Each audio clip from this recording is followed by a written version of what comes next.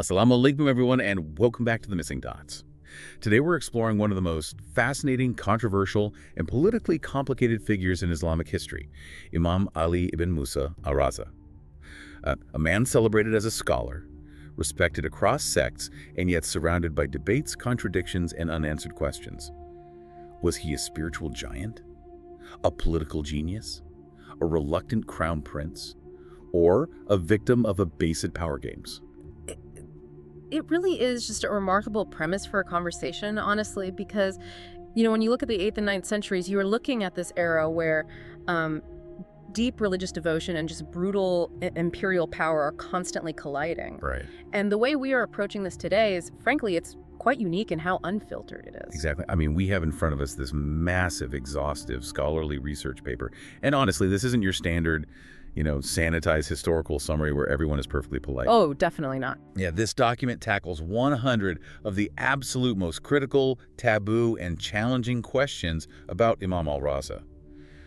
We are talking about really aggressive pushbacks here. Yeah. Critiques from ex-Muslims, atheists, Zaidi Shia, classical Sunni scholars, modern academic historians. I mean, it leaves absolutely no stone unturned. Which is exactly why we need to be crystal clear about our mission right from the start for everyone listening.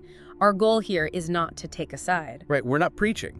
Exactly. We are not here to preach to you, and we're certainly not here to, validate one specific sectarian viewpoint over another. What we're going to do is impartially lay out these really intense critiques side by side with the traditional and academic defenses against them. Just giving you the raw data. Yes. The objective is for you, listening to this right now, to understand the raw historical data. We want you to see the theological frameworks that are just violently clashing around this historical icon. It's refreshing, honestly, to just lay it all out on the table. So let's unpack this. We need to start by establishing the biographical baseline because, to understand the controversies, you really have to understand the man and the highly volatile world he was born into. Right, let's set the timeline. So Ali ibn Musa al Raza was born around the year 148 on the Hijri calendar. Which is what, late 8th century? Roughly 765 CE. And he was born in Medina. Now, if you are looking at Islamic history, that specific year, 148 AH, carries an immense, almost heavy significance. Why is that? It is the exact same year his grandfather, the legendary scholar and Imam Jafar al-Sadiq, died. Oh, wow. So literally the same year. Exactly. So from the very second he takes his first breath, he is born into a legacy of towering intellectual and spiritual weight. Mashallah. Yeah. And he lives until 203 AH, which is 818 CE, where he dies in the city of Tus, located in modern-day Mashhad, Iran. Okay, so he's born into this pristine, universally recognized lineage. Yeah. But right out of the gate, the research paper highlights a really pointed critique from skeptical and ex-Muslim sources regarding that very lineage. Yes, the critique about his mother. Exactly. The critique focuses directly on Imam al Raza's mother, whose name was Najma, and she was a slave concubine, historically known as an Walid. Right. And skeptics take this detail, and they combine it with the historical fact that for most of his life, he only had one son. And they use this to aggressively challenge his divine legitimacy. This is a very common angle they take, yeah. Right. The argument is essentially how can this divinely mandated immaculate bloodline be legitimate if it's passing through a slave? And furthermore, why is this supposedly divine family tree so biologically sparse? It is a sharp critique, for sure, but it's one that relies heavily on a modern listener's discomfort with the social structures of the 8th century.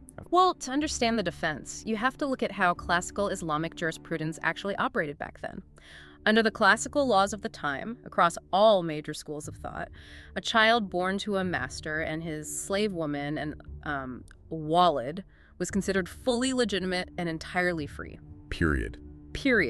There was zero social, legal, or spiritual stigma attached to the child's legitimacy in the eyes of the law. So the idea that her social status as a concubine somehow tainted his spiritual rank it's historically inaccurate. Completely. It relies on a modern, anachronistic misunderstanding. In fact, if you read the biographical literature, his mother, Najma, is described as a woman of exceptional piety, intellect, and virtue. Right. The spiritual merit in this tradition was based on piety, not on aristocratic birthright from some free noble woman. And regarding the second half of that critique, the fact that he only had one son for most of his life, I read that and thought, the thing is, doesn't having fewer children actually destroy the dynastic power grab argument that these skeptics are trying to make?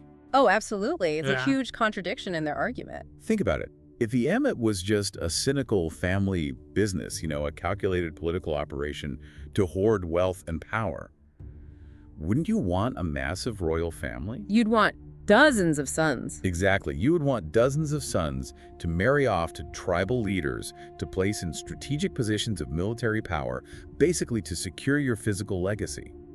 The fact that he lived a largely ascetic life and only had one son, Muhammad al-Shawwad, seems to completely contradict the idea that he was operating a worldly dynasty. That is the exact paradox the traditional defenders point out. Expanding a massive family network would have been the standard political playbook.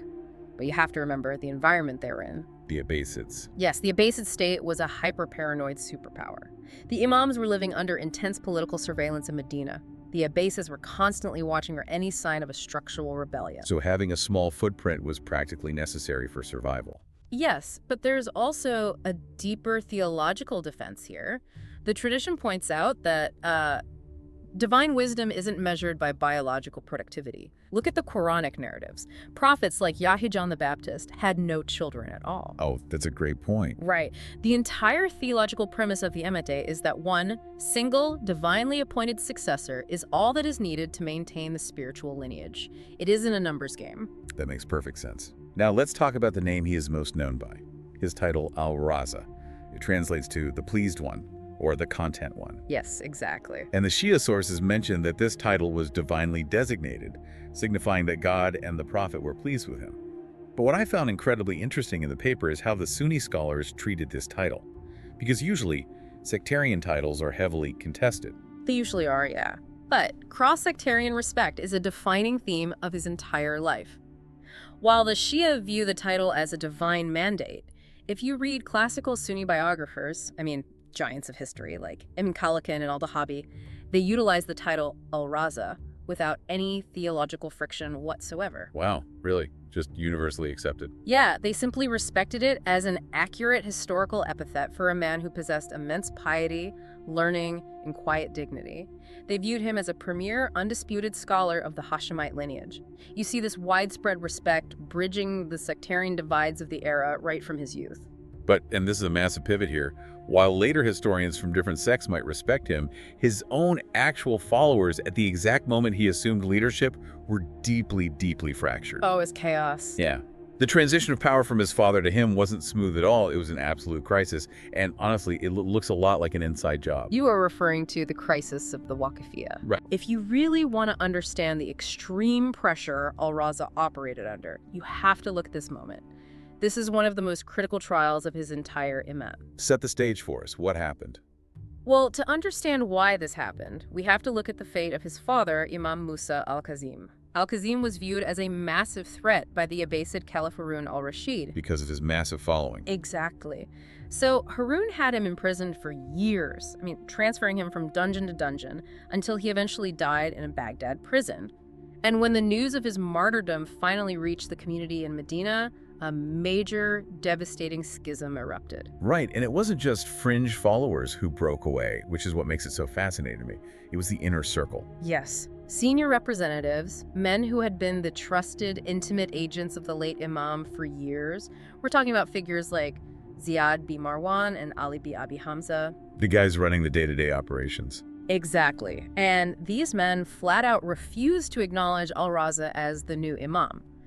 They broke away and formed a new sect called the Waqifiyya, which literally translates to the stoppers. Because they stopped the lineage. Exactly. Their theological claim was that al-Kazim wasn't actually dead. They claimed he was the promised Mahdi, that he had gone into occultation, essentially hiding by divine decree, and that the community simply needed to wait for his return. Therefore, they argued, Ali al-Raza's claim to succession was completely invalid. Okay, let me play devil's advocate here, because the atheist and skeptical critique pushes really hard on this exact moment, and you can see why. It's a huge target for skeptics, yeah.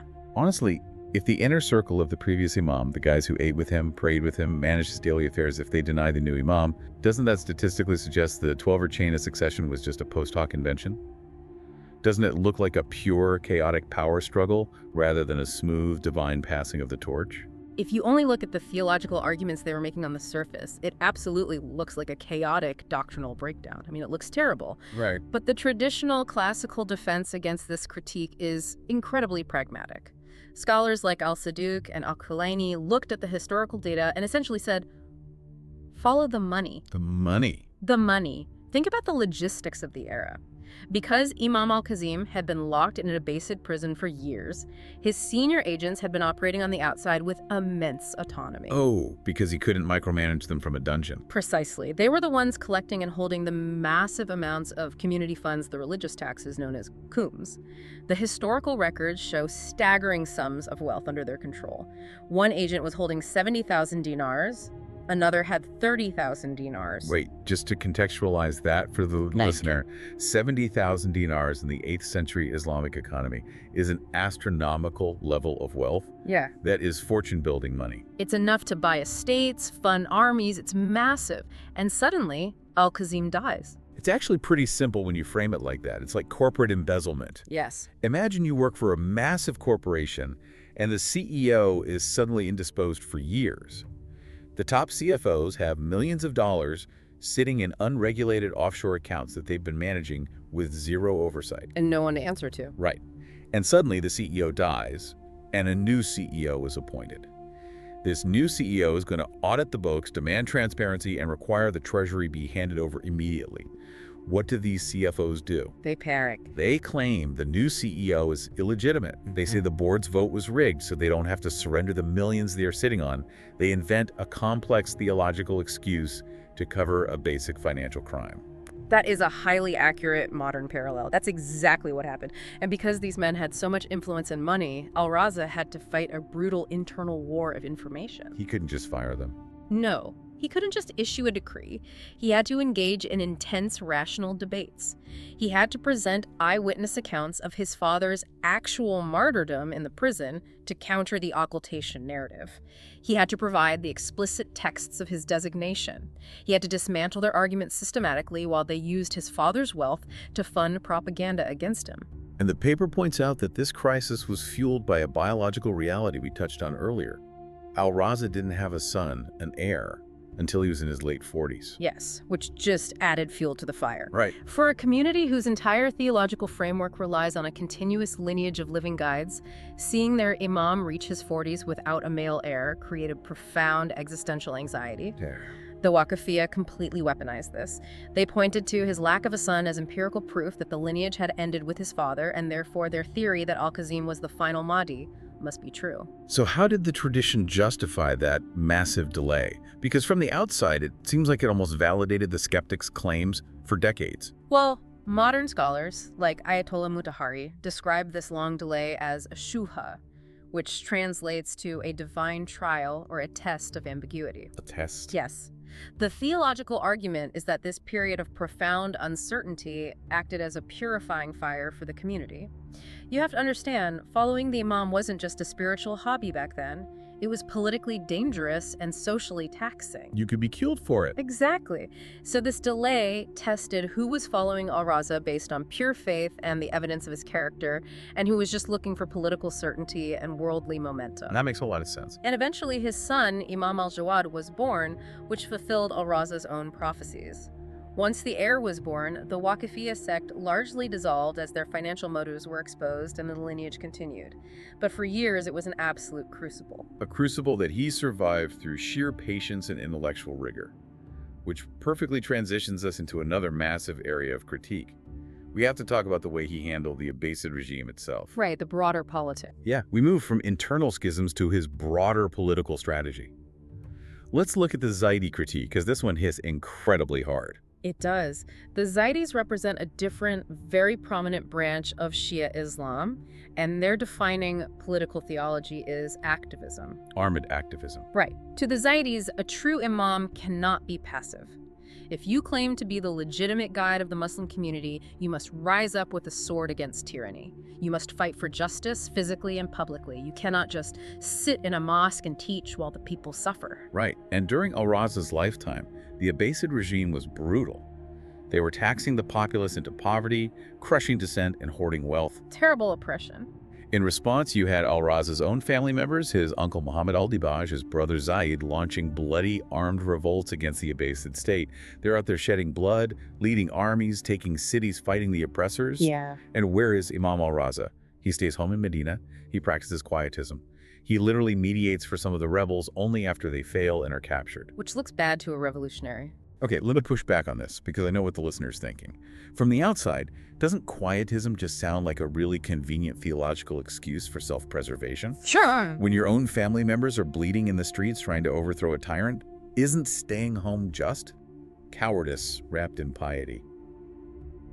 By refusing to fight, didn't he indirectly pacify the Muslim resistance and tell them to just accept the tyranny? It is very easy to view it that way if we romanticize rebellion. But let's look at the cold, hard math of the Abbasid military machine, and then look at the theological defense of al Raza's actions, which rests on the concept of maslaha. Maslaha meaning expediency or the broader public interest. Precisely.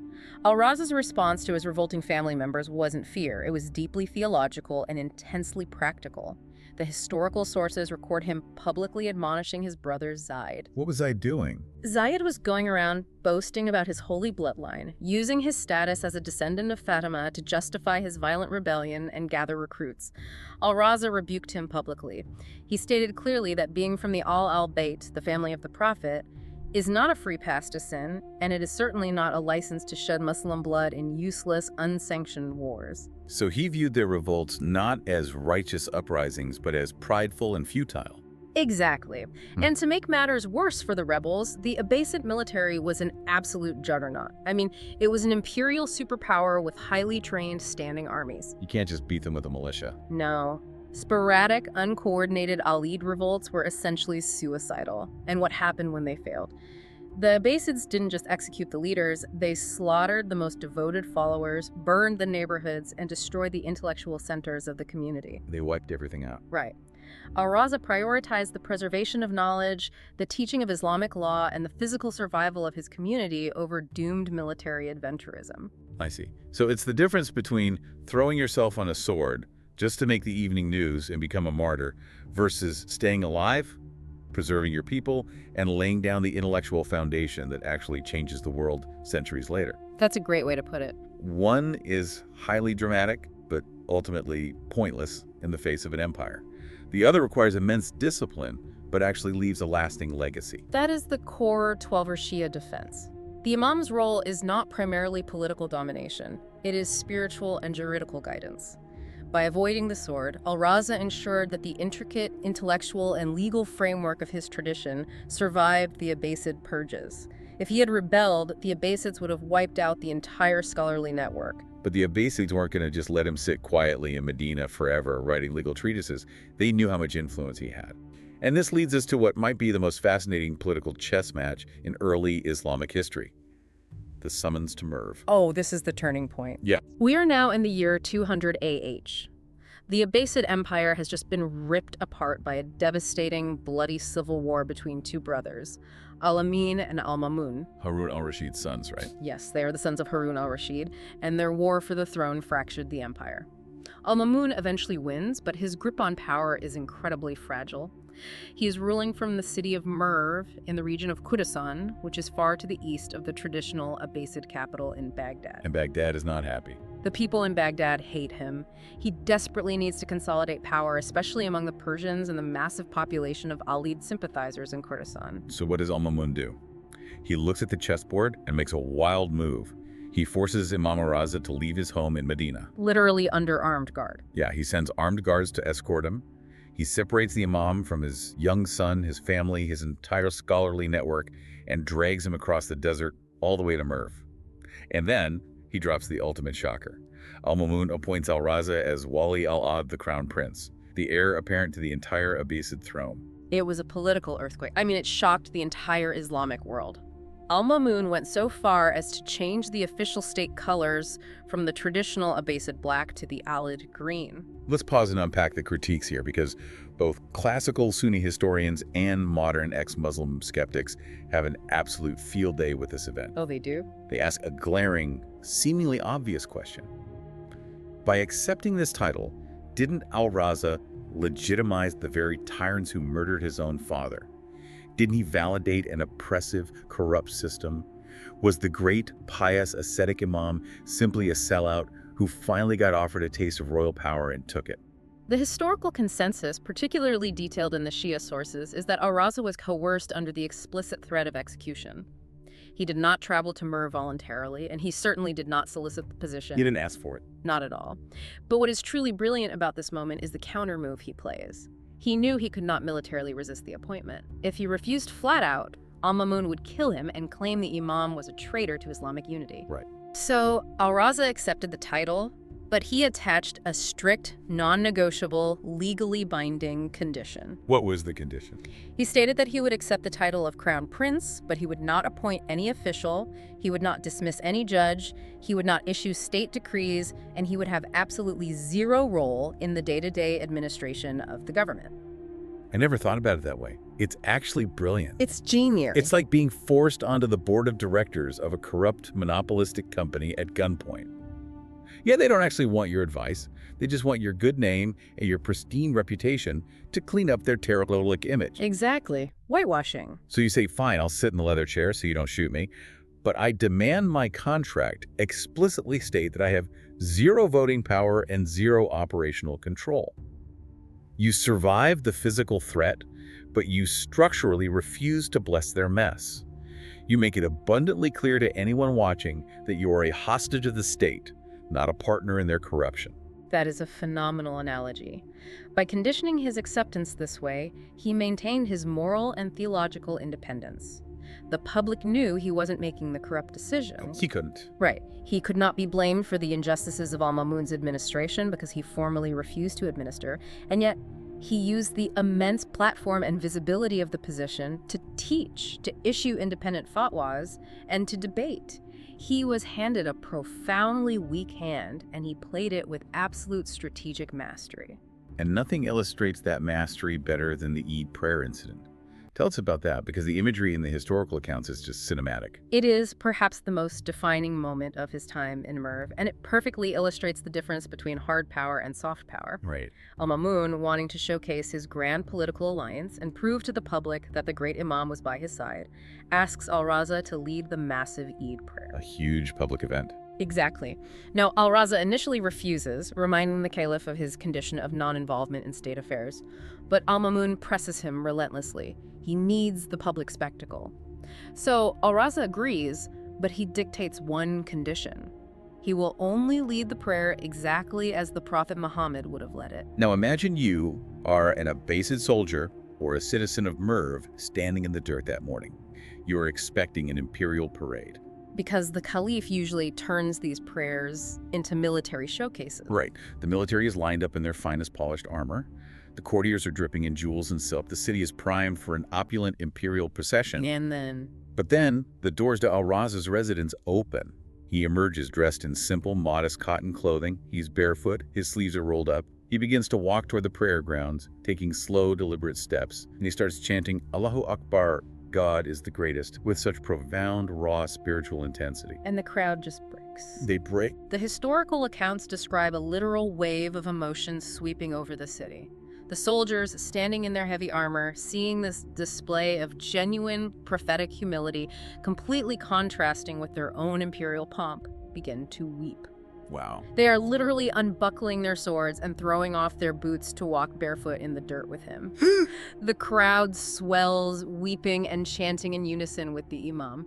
This is incredible. The spiritual magnetism of the man is so overwhelming that al-Mamun's spies, who are watching this unfold, rush back to the palace in an absolute panic. Because they realize they've made a terrible miscalculation. They warn al-Mamun, if this man reaches the prayer grounds and speaks to the masses in this state, the people will be entirely his. They will tear this palace down. You will lose control of the empire today. And Mamun flips out. Al-Mamun is terrified. He immediately sends a heavily armed messenger to intercept al Raza on the road and order him to turn back and return home. Unbelievable. The prayer is canceled. And in that singular moment, al-Mamun realizes the fatal flaw in his plan. The imam's soft power, his undeniable spiritual authenticity, is infinitely more dangerous to the Abbasid throne than any armed rebellion could ever be. That is just incredible. Yeah. He defeated the pageantry of an empire by simply walking barefoot in the dirt. But his influence wasn't just emotional or symbolic. It was fiercely intellectual. Oh, very much so. Because Al-Mamun isn't going to just let him sit quietly after that. If you can't use al Raza as a political puppet, he decides to test him in a different arena, the intellectual coliseum. He throws him into the cosmopolitan debates of the court. Yes. Al-Mamun's court wasn't just a political center, it was the Beit al-Hikmah, a massive hub of translation, philosophy, and interfaith dialogue. The House of Wisdom. Yes. Al-Mamun loved to host grand theological debates. He brought together Christian Catholicos, Jewish exilarchs, Zoroastrian high priests, and Sabian philosophers. And Imam al Raza was thrust into the center of this intellectual arena to represent Islam. Now, the atheist and reformist critique jumps on the transcripts of these debates. They read the sources and they point out, wait a minute, the Imam is using complex logic. He's using philosophical categories and syllogisms. Right. Was this just Greek philosophy, falsafa, creeping into Islam? Did al Raza just borrow Neoplatonic concepts, dress them up in Arabic terminology, and thereby dilute the pure, simple revelation of the Prophet? That critique fundamentally misunderstands the mechanism of what al Raza was doing. You have to differentiate between Greek philosophy falsafa, which adopts Greek metaphysical frameworks as ultimate truth, and Islamic speculative theology, known as kalam. Okay. Al Raza was not adopting Greek frameworks. He was using rational tools to defend and articulate Islamic revelation to people who did not believe in the Quran. Explain how that mechanism worked. How did he actually debate them? Well, what made him so effective is that he didn't just sit there and quote Quranic verses at a Zoroastrian or a Christian. If someone doesn't believe in your holy book, quoting it at them is useless. Right, they don't care. Instead, he argued from common ground. He used their own sacred texts, or he used universal rational principles of logic to deconstruct their arguments.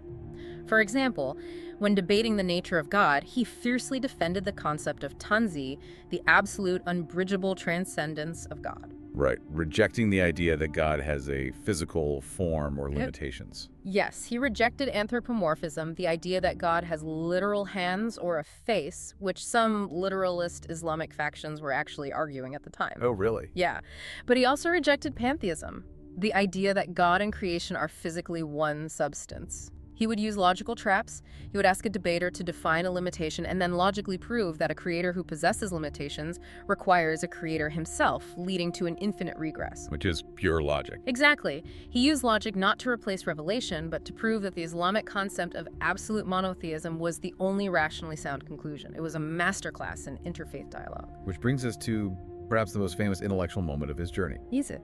The stop in the city of Nishapur. Imagine you are traveling through Khorasan, and your caravan passes through Nishapur, which was a massive, thriving center of Sunni Hadith scholarship.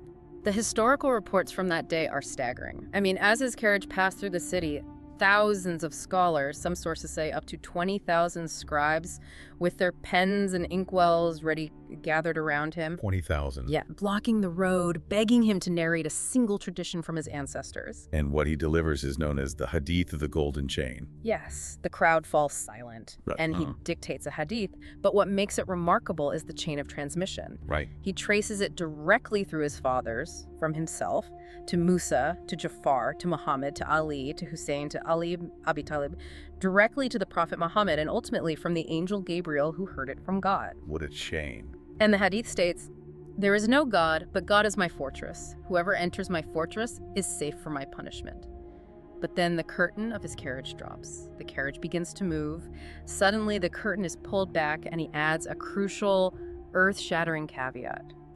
But with its conditions, and I am one of its conditions. Meaning true monotheism, true submission to God's fortress, requires accepting the divine guidance of the Imam of the time. Exactly. It is an incredibly bold, almost dangerous theological claim to make out loud in front of thousands of Sunni scholars who do not share his sectarian view. Extremely bold. Yet the historical weight of this event is undeniable. Classical Sunni Hadith masters, like Al-Hakim al-Naysaburi, acknowledged this event. They respected the sheer majesty and authenticity of that chain of transmission, even if they differed on the theological implications of that final clause. It secured his legacy. He was no longer just a political figurehead in Merv. He was a towering intellectual and spiritual authority recognized across the entire Islamic world. But that level of authority makes you a target. The political winds shift again. The year is 203 AH. And we move into the final tragic chapter: martyrdom, conspiracy, and the irony of Mashhad. Yeah, things change fast. Al-Mamun is facing a total crisis. The Abbasid family back in Baghdad has revolted against him. They finally had enough. They are outraged by his appointment of an allied heir and his changing of the state colors. They actually declare a counter-caliph. To save his empire and his life, Al-Mamun realizes he must march his army back to Baghdad and appease his furious relatives. But he has a massive problem. Right. He cannot walk into Baghdad with Ali al Raza as his crown prince. It would be political suicide. And suddenly, very conveniently, the architect of the pro-Alid policy, the vizier Fadl ibn Sahl, is mysteriously assassinated in a bathhouse. Very convenient. And just days later, while the royal entourage is traveling through Tus, Imam al Raza suddenly falls violently ill and dies. The timing is, historically speaking, extremely suspicious. Let's lay out the tension here. The Shia consensus is absolute. Yeah. The Imam was assassinated. He was poisoned by Al-Mamun, typically cited in the traditions as being administered via poisoned grapes or pomegranate juice. Right. But secular historians and Sunni critiques raise doubts.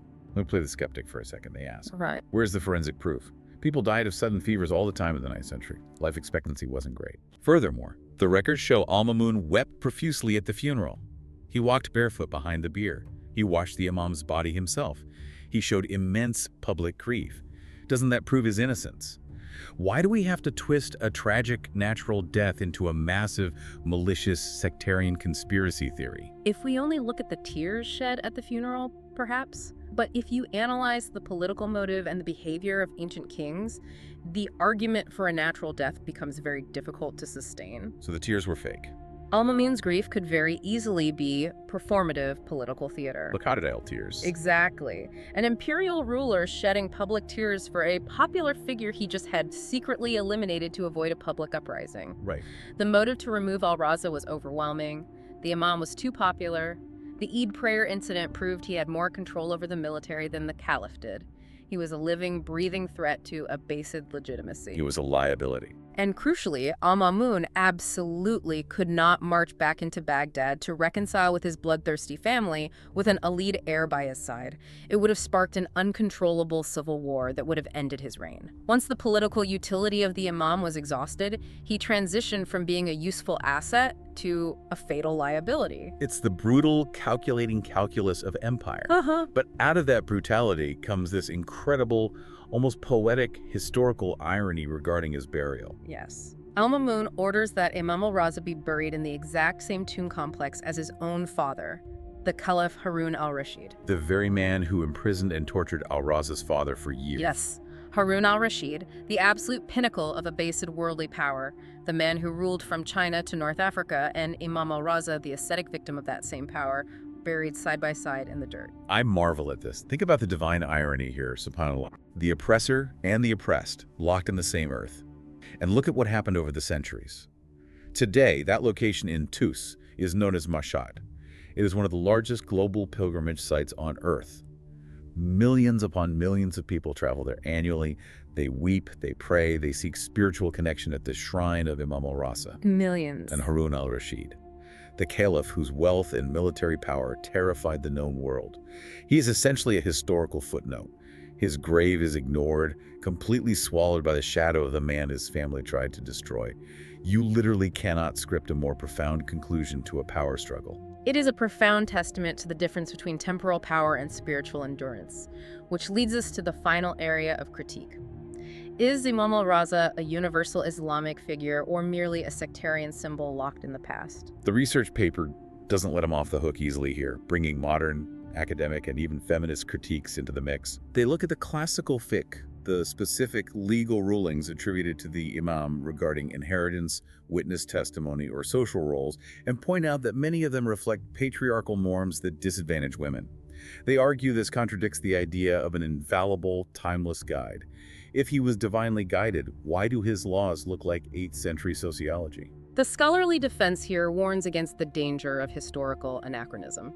You have to understand how Islamic law functions. The Imam's specific applied legal rulings were articulated within the socio-economic and cultural realities of a 3rd century Hijri patriarchal society. Right, he was dealing with the world as it was. He was speaking to the reality of the people in front of him. However, modern Shia scholars argue that the broader jurisprudential framework he helped establish, which is deeply rooted in rationalism, equity, and justice, allows for dynamic modern ijtihad. Let's define ijtihad for the listener, because that's a crucial concept. Ijtihad is the process of independent legal reasoning. It means that scholars aren't frozen in the 8th century, blindly copying historical rulings regardless of context. Instead, they can use the foundational principles al Raza taught to derive entirely new laws for a modern, complex society. I see. The defense is that you have to separate the temporal, societal application of a rule from the eternal underlying principle of justice that the Imam was trying to establish. That makes a lot of sense. Then there's the Ahmadiyya and broader egalitarian critique. They ask a fundamental philosophical question. Why have a hereditary Imam at all? Doesn't the idea of a divinely chosen bloodline violate the core Islamic principle of egalitarianism, where every believer has a direct, unmediated relationship with God without priestly intermediaries? It is a valid philosophical question, but the theological defense clarifies a massive misconception. The imamate is not about claiming a genetic superiority of blood. It's not. No, it is an epistemological necessity. The argument is that humanity needs an incorruptible, divinely appointed guide to properly interpret the law and preserve the truth, especially when human states and caliphates inevitably become corrupt and compromise the religion for worldly power. Like the Abbasids. Exactly.